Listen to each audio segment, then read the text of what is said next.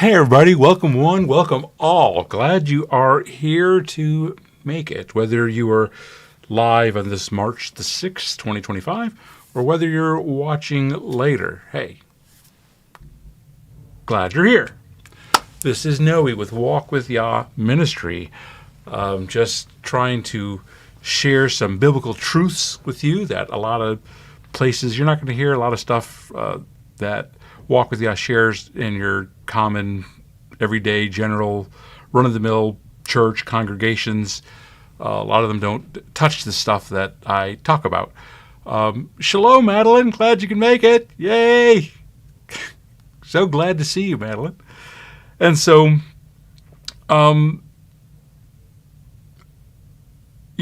there's just I don't know if they're worried about numbers or are they just not open to it or whatever. But again, you don't. A lot of the stuff that I teach, it's biblical. It's I try to be very biblically founded, but again, there's a lot of places that do not teach on this stuff. They find that it's too far out for them. But I'm like, the Bible's a spiritual book, and we are very spiritual creatures. And so, again, I'm glad you're here. I'm glad that you're taking this in. Hope that you're watching some of the other Walk with Yah videos to help you learn. Because I'm really trying to teach this stuff to help y'all, to help you people to understand, and myself, of course, to discover what it is that where the battle's really at. What are we really fighting? And that's what Walk with Yah does. It helps remove the pressure off people to get them to do whatever that they're called to do in the kingdom. Prayerfully, I'm not really trying to get people freed up just to go back and live in the world and do their, and not be focused on the kingdom first. And so Walk with Yah also teaches on various aspects of spiritualness, not just the deliverance negative aspect part of it, but also the sanctification, the redeeming, the positive aspect of it, because it's not all one or the other. And sometimes people get off balance and tend to focus on one or the other, but that's not really how it's supposed to be. And, you can try to focus on all the good, happy, fluffy stuff. Okay, but in this life we're called to overcome. We will always have challenges, and that's kind of the point. And if you are trying to ignore that part of it to get to the good, happy stuff, it may not always work for you so well. You might find yourself in denial. I'm trying to help people get through their stuff so they can really have the joy, the peace to share with others, to really have what Yeshua fought for. Again, not just to focus on the negative. But Walk with Yah also focuses on, again, teaching that these various spiritual aspects, as well as, different aspects in how to live the Bible, how to read the Bible, how to approach the Bible. Again, things that you're not going to hear in the masses. I'm not really a big,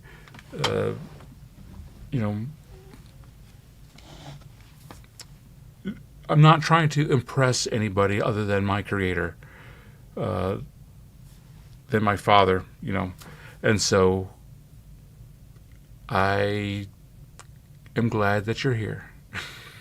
And I hope that you're someone like me that, don't really, not too concerned, overly concerned with, other people. It's not like I'm trying to take everyone off, but, but I am, again, it's trying to seek the kingdom first. So tonight, yes, we're going to be talking about entering into his rest. As Madeline said, yippee, yay. Yippee-yo-ki-yay. I don't know if that's how she meant it, but and I know these days that everybody's going at the speed of life. Believe me, so am I. I'm in full-time ministry, and I'm kind of like, I don't understand how people that that have a real job. Yes, I have a real job. How they get stuff done. It's hard. I know, and I don't know about you, but it seemed to me that around 10 to 12 years ago, when I was still in the corporate rat race before Yah called me out to do ministry, I noticed the pace started to change. And around that time, The holiday season in the wintertime was a time where businesses, would slow down, and, you would kind of celebrate the, you know, the festive season, wintertime, that type of stuff. But then that started to change, where, at least for me, what I saw, again, it was, where the corporate VPs, they were like, we should probably really get a jump on the new year. And they're like, no more of those parties and stuff like that. We need to start, ramping up and getting ahead. And ever since then, it seems like it's just been busy, busy, busy year around. And maybe you're not old enough to have been in the workforce to know that. But again, that's just my experience. That's what it seems like. Because it seems to me like everyone's running fast and hard. So I used to work in computers. And when God told me that it was time to leave, I'm like, great, because I was about ready. As the computer scene was starting to evolve so much, it was like, I really just don't really want to keep up anymore.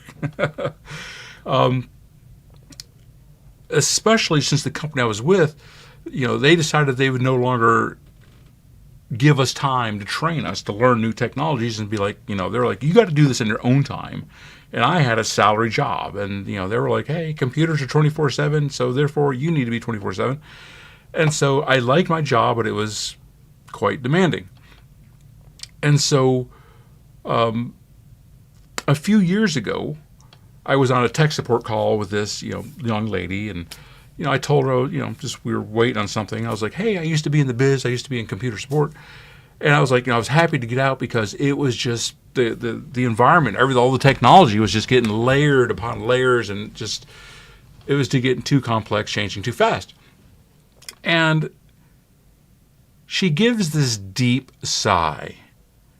I'm guessing she's in her mid-20s. And she goes, it changes every day.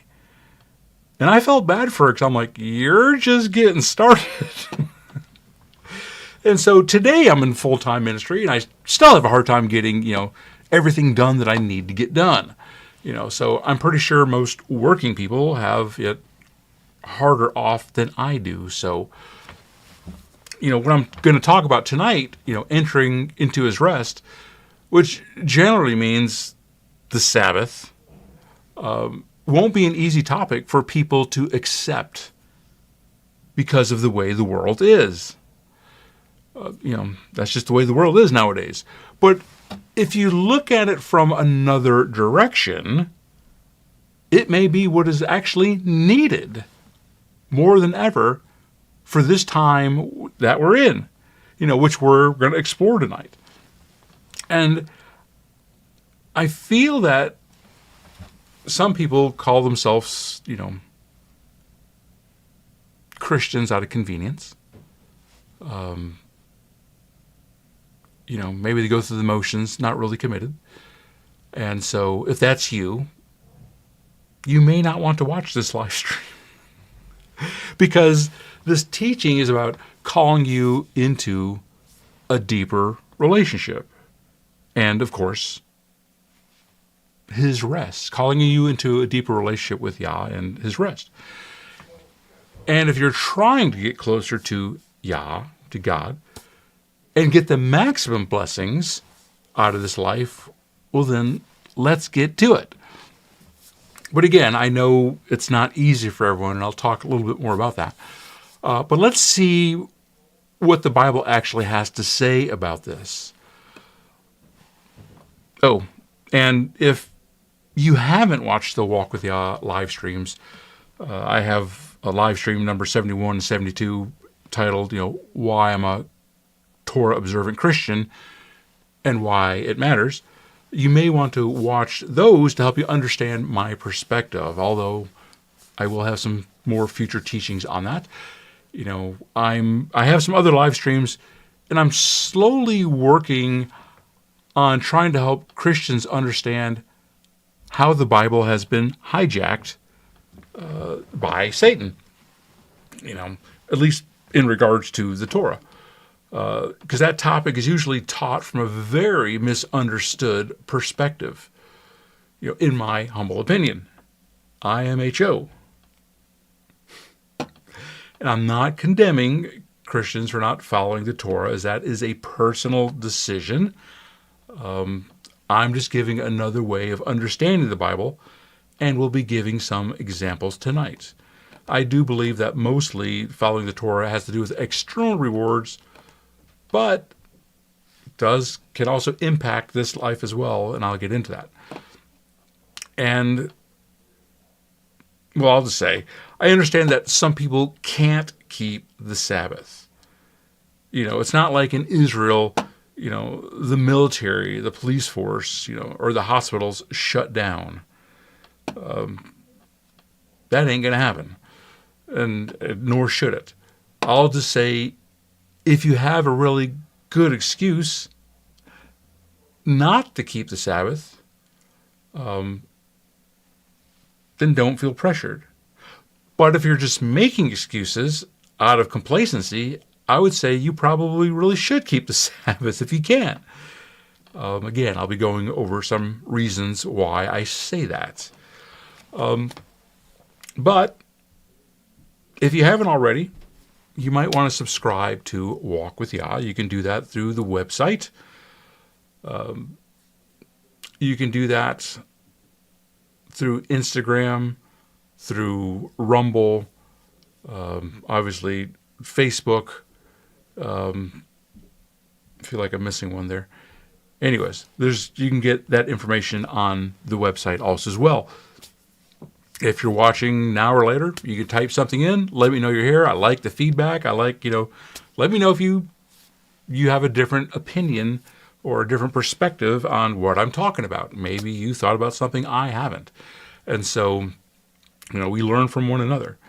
And unless you chat something like Madeline did earlier, I don't know you're here. And so others that are watching later, they can also learn from our conversations. So I welcome those.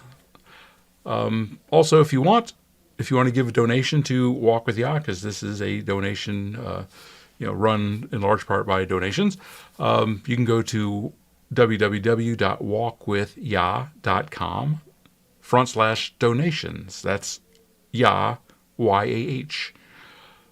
Just however God puts that on your heart. Okay, let's get started. And as you might know, I've been trying to do this with the presentations. That way everyone can read the verses, because I may not go through them all. I might just skim over them, but I also want to let you know that, again, I'm trying to be very biblically grounded. Okay. Is that where I'm at? Okay. The Bible has a lot to say about the Sabbath. The origin of the Hebrew word Sabbat, S-A-B-B-A-T, is derived from the verb Sabbat, S-A-B-A-T, meaning to store, to cease, or to keep. To stop, to cease, or keep. And from the very beginning of the Bible, Yah rests from his work on the seventh day. He obviously didn't have to rest, but, it's not like he gets tired. So he didn't have to rest, but good teachers lead by example. And I've learned there's a lot more going on here than I previously thought, as Yah's word is intricately deep. And so let's go to my next slide here. So we read here, the seventh day, again, Elohim, God, Yah, rests, and he sets it apart. That word is kadash, the Hebrew word Strong 6942. He kadashes. So he kadashed the seventh day. He set it apart. He blessed it. He consecrated it. He sanctified it. He made it holy, as some Bibles may say. Now, it's understood when you're set apart, I like the word set apart because a lot of people, I don't think they understand what holy means. So I typically say set apart. But it's typically understood to be pure or undefiled by the world. That's typically what that means, to be set apart to Him for His purposes, to stand out from the world. And as we are called to do, to be holy, set apart. Now, this is actually the first time in the Bible where that word is used. It's Genesis 2, verse 3, Kadash. So in other words, Father Yah, God, is actually, in doing this, He's blessing time itself as an example for us to follow. And momentarily, we'll get more into what Kadash means for us, as we are Yeshua's bride. Okay, so why the Sabbath? Why do we need to do it? I believe there are a few reasons, and I believe one reason for the Sabbath is so that we can rest in His works and not our own. When we're trying too hard to make a way in this life, being busy all the time, we are basically depending upon ourselves and not trusting that He'll take care of us.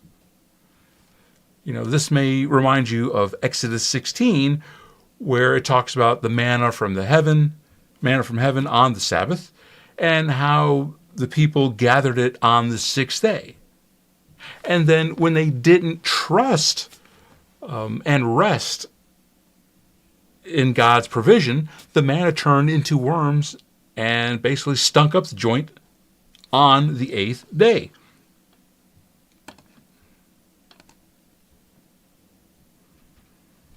Okay, also says there in Exodus 20:11, bless the seventh day.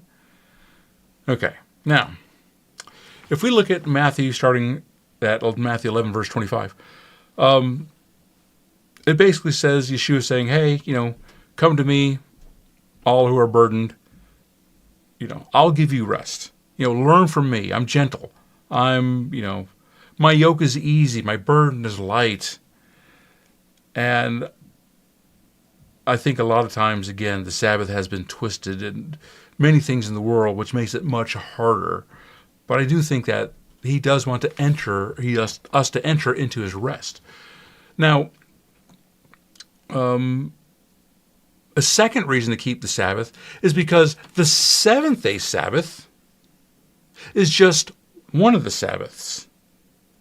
There are other Sabbaths as well. The restrictions for the seventh-day Sabbath also applies to these other Sabbaths, which are basically no work days, centered around the various feasts, also known as high Shabbats. If you are around people that are Jewish, they'll refer to these as a high Shabbat. For example, we got, Passover and, Pesach, same feast, immediately followed by the Feast of Unleavened Bread.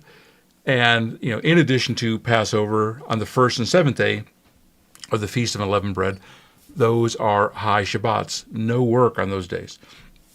And then you see this, here's the various feast days, and these are high Shabbats, days where you don't work. Day of Atonement, you're not supposed to work. Feast of Tabernacles, first and eighth day. So, again, different types of Sabbaths, in addition to the seventh-day Sabbath. So,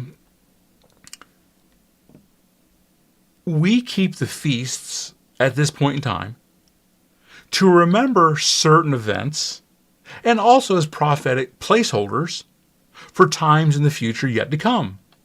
Regardless, they all have deeper meanings. In Deuteronomy 5:15, the Bible says, "You shall remember that you were a slave in the land of Egypt. And the Lord your God brought you out of there with a mighty hand and an outstretched arm. Therefore, the Lord your God commands you to keep the Sabbath day." So again, it's a remembrance.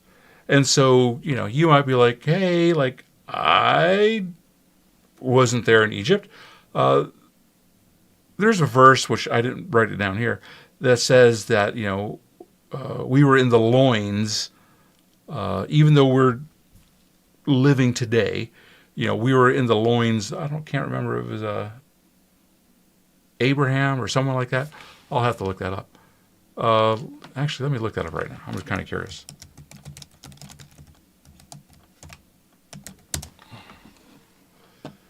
Hebrews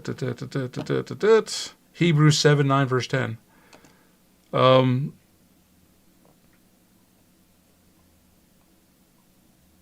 Let's see what that says.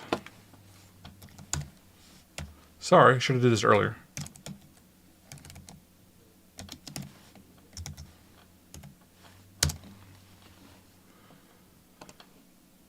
All right.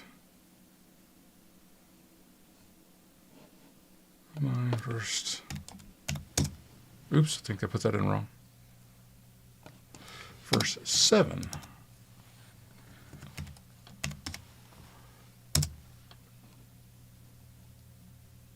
Okay, how many ways can I mistype this? All right, I'm going to leave that alone. Anyways, I think that's where it's at. So, and I'll have some more reasons, but those are good for now. So, moving on. So what happened? So, of course, the world, many businesses and therefore families, choose to or have to work on the Sabbath, which is Friday sundown to Saturday sundown. And you may be familiar with this verse, which is Daniel 7, verse 25. And I'll say that Satan has done a pretty good job of doing this, which is Daniel verse 7:25 says the fourth beast will wear out the saints. He will change the times, generally understood to be the Moedim, which is the plural feasts, the Moeds. And these are the appointed times when God has designated to meet with his people, which we were just talking about, all those days there, that Yah has appointed to meet with his people. And so the fourth beast, Satan, has changed the times as well as the Torah, the law. Again, I think he's done an excellent job of doing this, twisting things, which is what he does. But to be more specific, in the 4th century, Emperor Constantine, who was a sun worshiper, a pagan, issued a decree in 321 AD, making Sunday a day of rest and worship for the entire Roman Empire. We know that Constantine was originally a former pagan who converted to Christianity at some point, although there's some debate regarding the reasoning for doing this. Was it for political? Was it for power? Did he really do it? Did he do it at the end of his life? Etc. So some debate there, with the actual time and reasons that he made that conversion. Regardless, we do know that Christians these days typically observe Sunday as their holy day, and that the Roman Catholic Church has even stated this in their catechisms. Let me go here. Yep. And so I found these ones online because I wanted to look that up. I found it from the Vatican and, another from some other Roman Catholic Church. And so they basically have replaced what Yah has stated with their own traditions of men's statement. They were like, okay, so we were, supposed to rest on the seventh day. And so, that 1 through 7 day, once it's completed, now we're going to change that rest day to the 8th day instead. I don't agree with that. And again, I'll get into the reasons why, but I don't think they have the authority, the power to do that, just to change God's word. And there are even some Orthodox Jews that do that. It's like, if we make a decision, well, then God has to back it up. But, however, those that do keep the Torah, historically, the Jewish Orthodox and many others around the world still keep the Sabbath from Friday sunset until Saturday sunset. Okay, so what's the big deal? Like, why is this so important? So other than the reasons mentioned, I'll give some more reasons why the Sabbaths, all of them, are important. Now, we as disciples are referred to as the bride of Christ, as you see here. Ephesians 5:25 is talking about husbands, love your wife. The Christ, the Messiah, did the same thing, gave himself for the assembly, the church. In Revelations, it talks about, the marriage of the Lamb has come, and his wife, being the congregation, the church, the assembly, that's going to happen there in Revelation, at the end of Revelation. In Revelation 21, we see there, in verse 2 at the very end there, that he has prepared a bride adorned for her husband being Yeshua. Again, we are the bride. And so you might be asking, well, how does that relate to the Sabbath? Now, remember the word Kadash, which we talked about earlier, which we said means to set apart, to separate, to make holy, to consecrate. Let's take another look at that. So if you look at the Strong's meaning, you'll see the word Kadash, comprised of the Hebrew word letters, Kaf, Dalet, Shin, and then you have another word, Kodesh, kind of very similar, same root letters. And if you look at the word, I might be pronouncing this wrong, rather, Kiddushin, it's actually Kaf, Dalet, Sin, I don't know how you pronounce that, which is to engage for matrimony, betroth, or espouse. The root Hebrew letters of all three of these words are very similar. The point being is that the Sabbath is a sign of us being set apart to Yeshua, Jesus. As we read earlier, we are the bride of Christ. So once we understand that, we can then understand that the Torah could actually be our betrothal contract, which is basically a marriage, a legal marriage, before the marriage is consummated. Thereby, we become one with Yeshua. You can look that up in Genesis 2, verse 24, as well as Ephesians 5, verse 31. Sorry, I didn't put those verses down. Now, keep in mind, when Yah gave his people these commands, Mount Sinai, the elders responded by saying, I do, in effect. In Exodus 19:7, it says that Moshe and the elders, went before Yah, and all these words, Moshe said all these words before them, and they basically said, all that Yah has spoken, we shall do. In other words, I do. So again, kind of like a marriage. But if you're still not convinced, I still have some more for you. Oh, we're just getting started. And so again, if you have any feedback, an hour later, hey, put it out there. All right, this next section I called curses and blessings. Anybody? So, God, wants to make a covenant with us, which includes different Sabbaths, including a weekly reminder of God's creation in 6 days and his rest on the seventh, as an example. And as we said, the Sabbath serves as a sign of the covenant and which is meant to distinguish God's people from other people. We see this in Exodus 31, verse 13. My Sabbaths you are to guard. By all means, for it is a sign between me and you throughout your generations. For know that I, Yahweh, am setting you apart. And in this Bible that I use, nothing particularly special about it, other than it, sometimes has Yahweh and Yeshua in Hebrew letters.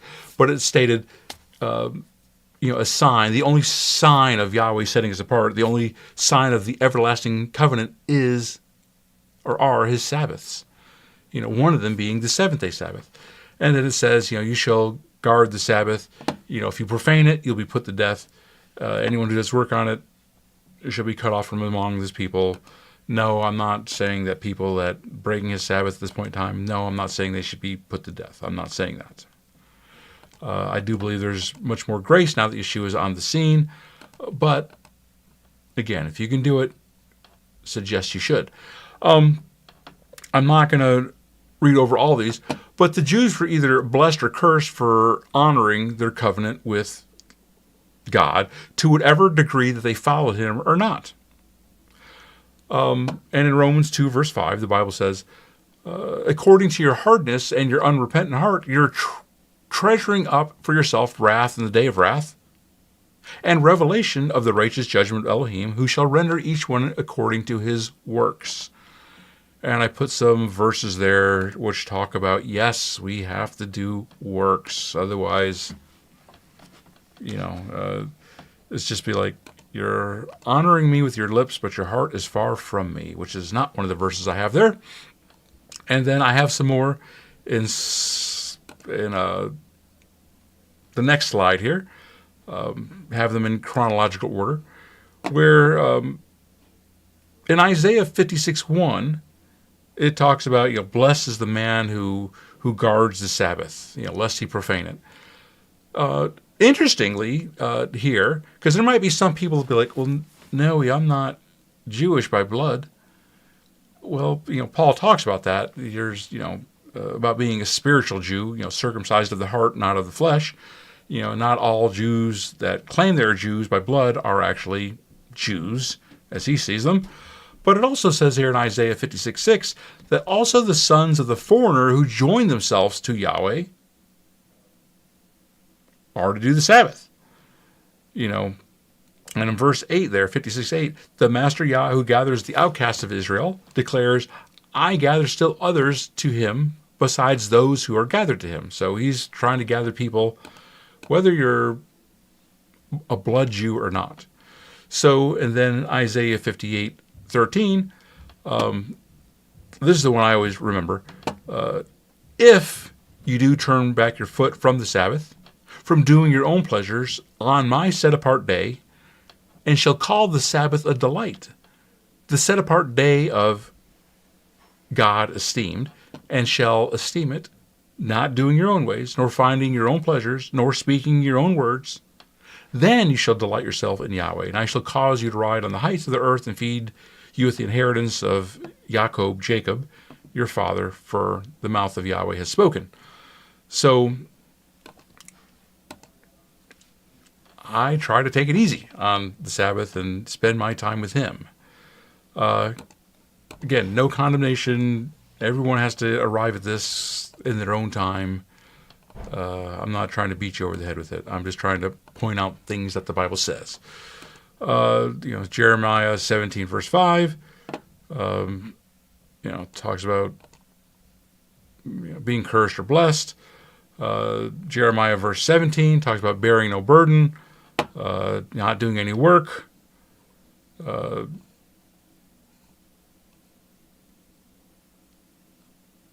And so basically, Jeremiah, again, 17 talks more about that. I'm going to go to the next slide here.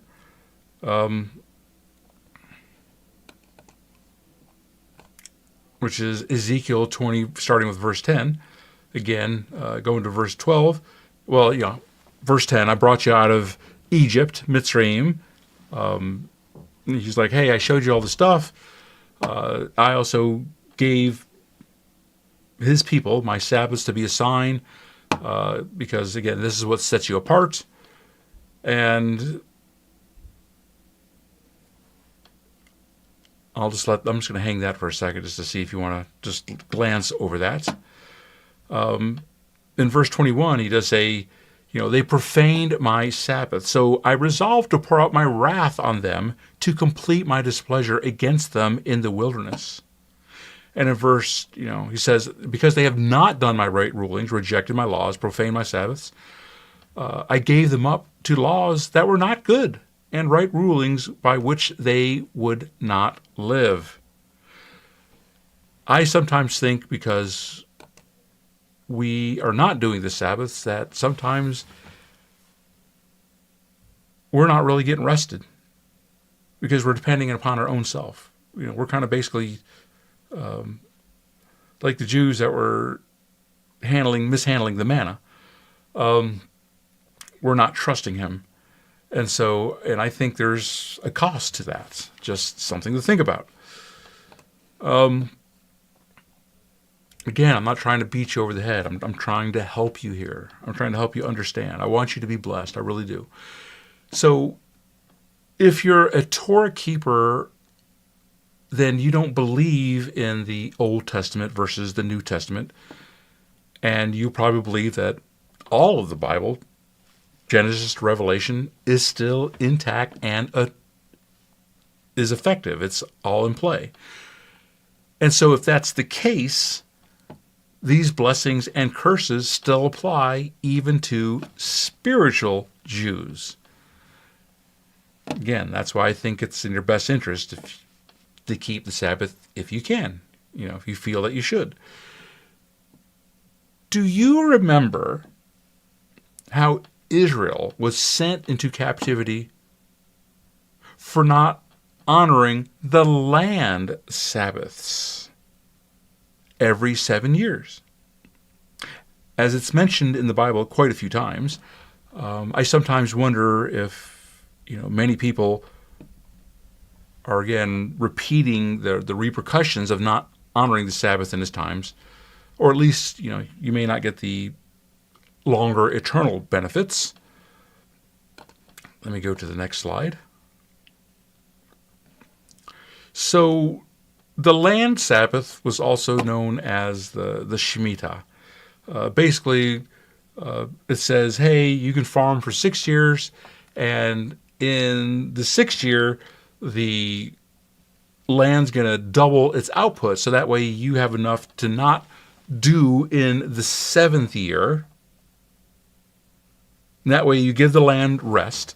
But think about this. That may also run into the 8th year also as well. Yeah, I'll leave that alone. So anyways, in Leviticus 26, verse 33, we see that Father Yah actually says, look, I want to scatter you, my people, because you did not do this. And I'm going to let the land enjoy its Sabbaths. And the Bible has a lot of interesting things to say about the land. That's a deeper study I'm going to do at some point in time. And so in Jeremiah 29:10, he says, hey, again, you're going to be under oppression for 70 years, as the land gets time to rest. And, you're going to go to Babylon, and, I'll bring you back, but I'm letting you know this is why I'm doing it. And 2 Chronicles 36, verse 20, Again, talks about until the land has enjoyed her Sabbaths. As long as she laid waste, she kept the Sabbath, meaning the land, until the 70 years were completed. Okay. Going to Hebrews versus Hebrews. This is in the quote-unquote New Testament, or the apostolic writings, which is probably a better word.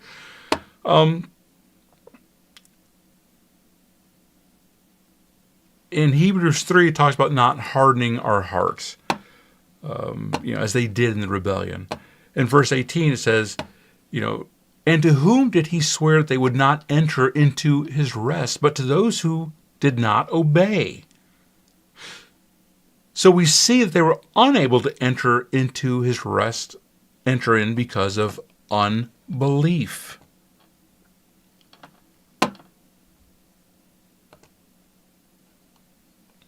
Okay, moving on. Hebrews 4, verse 1. I'm going to read all this because this is kind of important. This is a very strong statement here. I'm not making this stuff up. Therefore, since a promise remains of entering into his rest, let us fear lest any of you have seemed to come short of it. For indeed the good news was brought to us well as to them, but the word which they heard did not profit them, not having been mixed with belief in those who heard it. For we who have believed do enter into that rest. I highlighted that in red. I should have made that green. My mistake. As he said, I swore in my wrath, if they shall enter my rest. And yet his works have come into being from the foundation of the world. For somewhere he has said thus about the seventh day. And Elohim rested on the seventh day from all his works. And this again, if they shall enter into my rest. Since then it remains for some to enter into it. And those who formerly received its good news did not enter in because of disobedience. He again defines a certain day today, saying through David so much later, as it had been said, today, if you would hear his voice, do not harden your hearts. For if Yeshua, Jesus, had given them rest, he would not have spoken of another day after that. So therefore remains a Sabbath keeping for the people of Elohim. Little footnote there. Even the Greek word, sabbatismos, I'm assuming, means Sabbath keeping. For one, having entered into his rest, has himself also rested from his works, as Yah, God, rested from his own. Let us therefore do our utmost to enter into that rest, lest anyone fall after the same example of disobedience.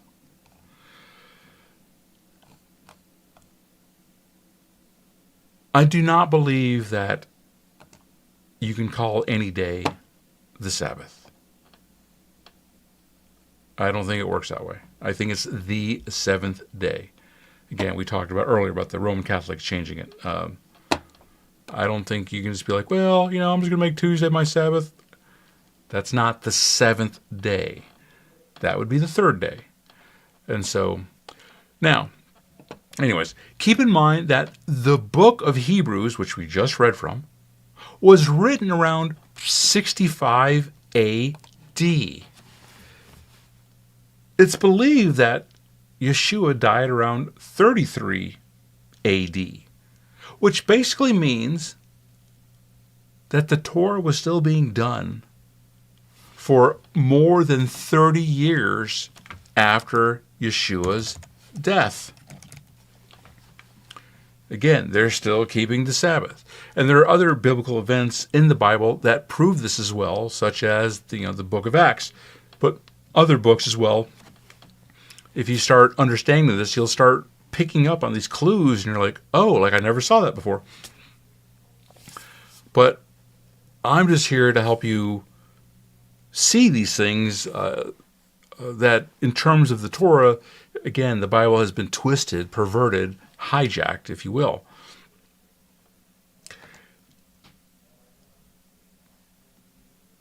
Now, I want to talk about the future of Sabbaths, because some people may, again, believe, well, no, that was still in the past. We don't really need to worry about that, because, a misunderstanding of Jesus came to fulfill the law. Anyways, I'll leave that alone.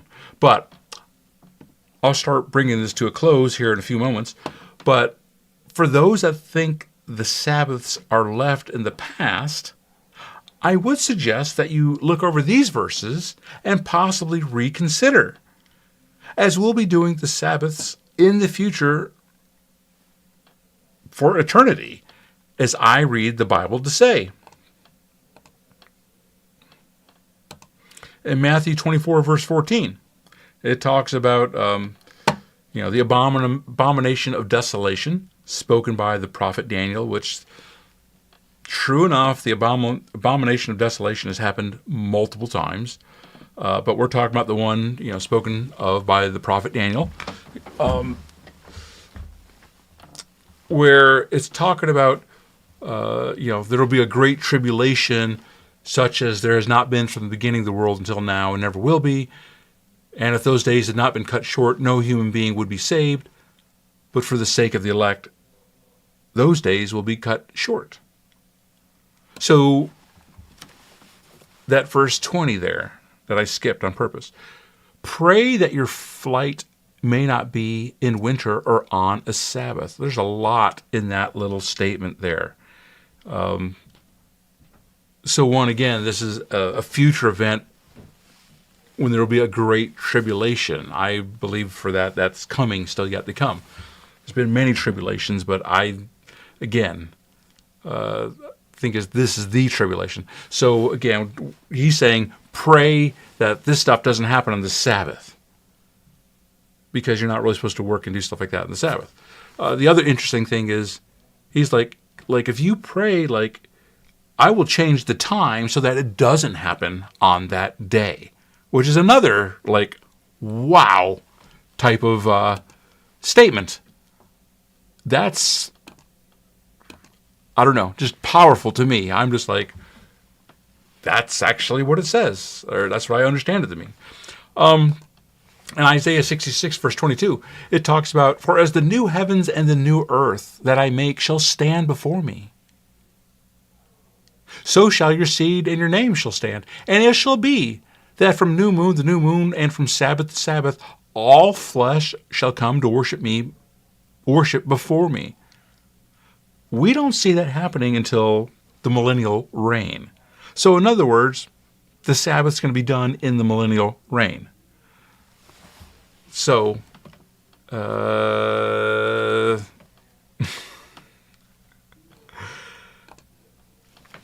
I'm just saying, I told you this may not be an easy teaching for some of you that don't want to believe that.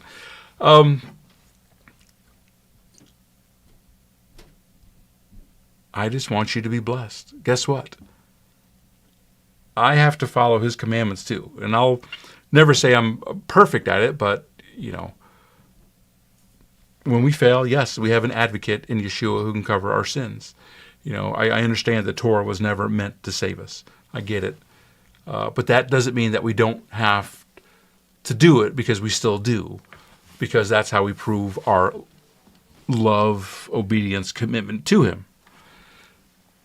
We have to understand that the Sabbath was made to help people, not burden them. But this intent has been twisted over time. Okay, I want to make a few quick references here, a few quick restrictions. Let's see. Okay, if you're new to Sabbath, you can study this out some more, but here are some 2 quick restrictions. The first one is the reason why I prefer not to do deliverance sessions on the Sabbath. Again, Friday sundown to Saturday sundown, if I can help it. This is also another very interesting statement. That's Exodus 23:13. He says, make no mention of the other mighty ones on the 7th day. Let it not even be heard from your mouth. I'm like, oh my gosh. He wants it to be that set apart, that consecrated, that holy. Don't even make mention. And so now, again, in Luke verse 14, he's like, okay, they were asking him, hey, is it lawful to heal on the Sabbath or not? And then Yeshua said, hey, which one of you, having a son or an ox that has fallen into a well on the Sabbath, will not immediately pull him out?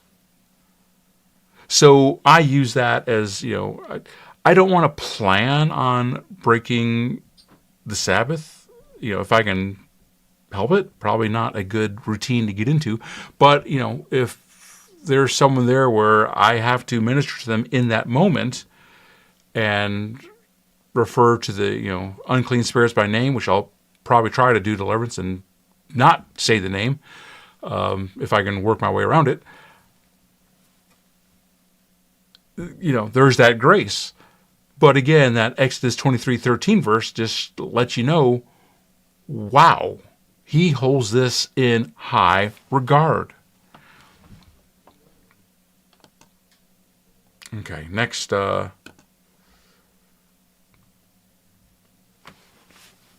verse here, Mark 2. Obviously, the disciples are eating the grain fields. Pharisees are giving them a hard time. Why are they doing what is not lawful on the Sabbath? And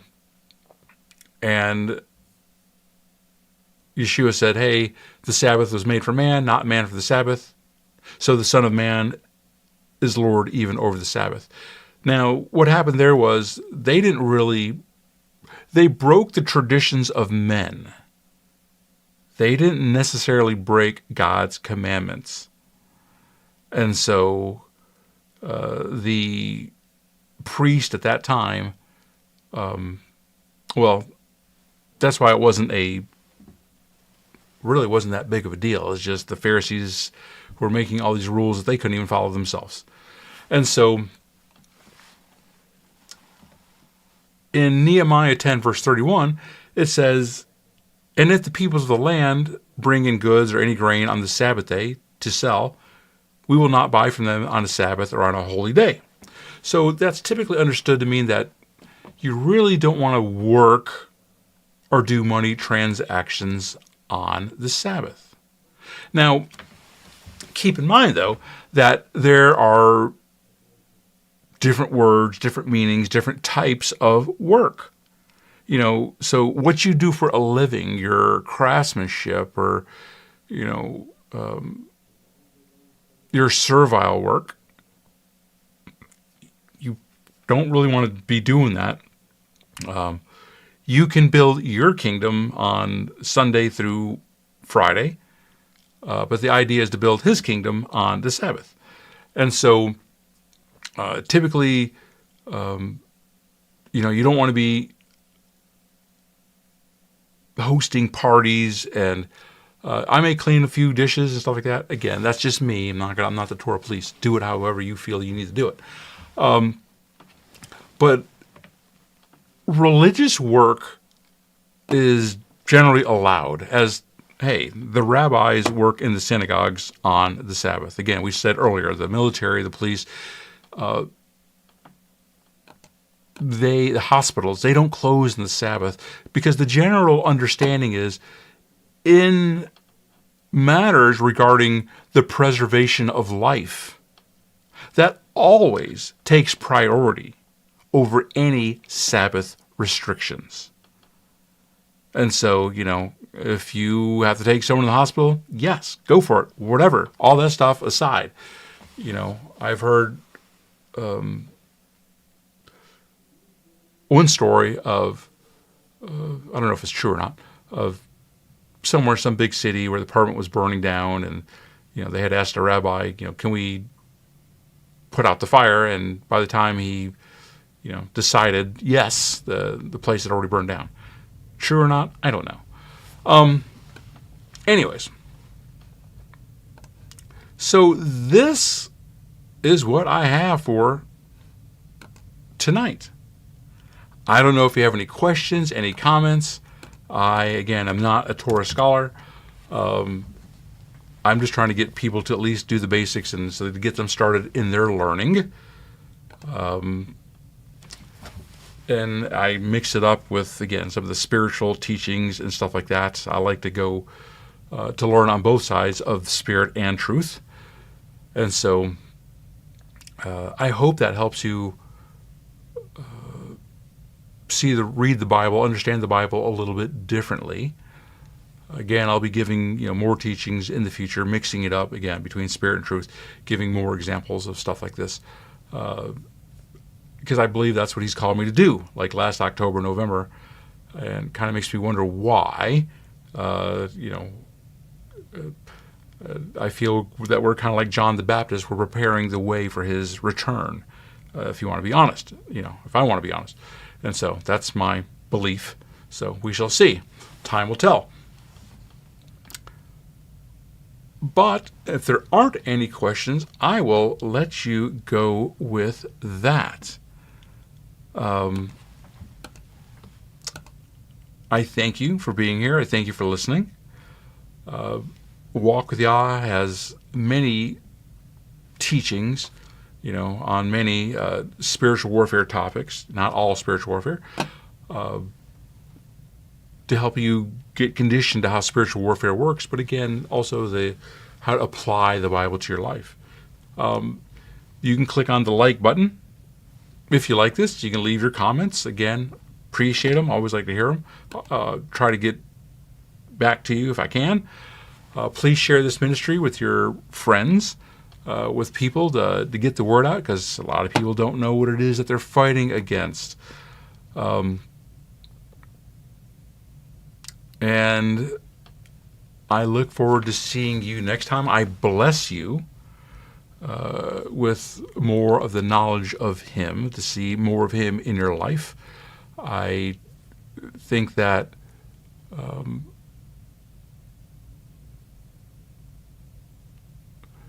in the Bible it says the truth shall set you free.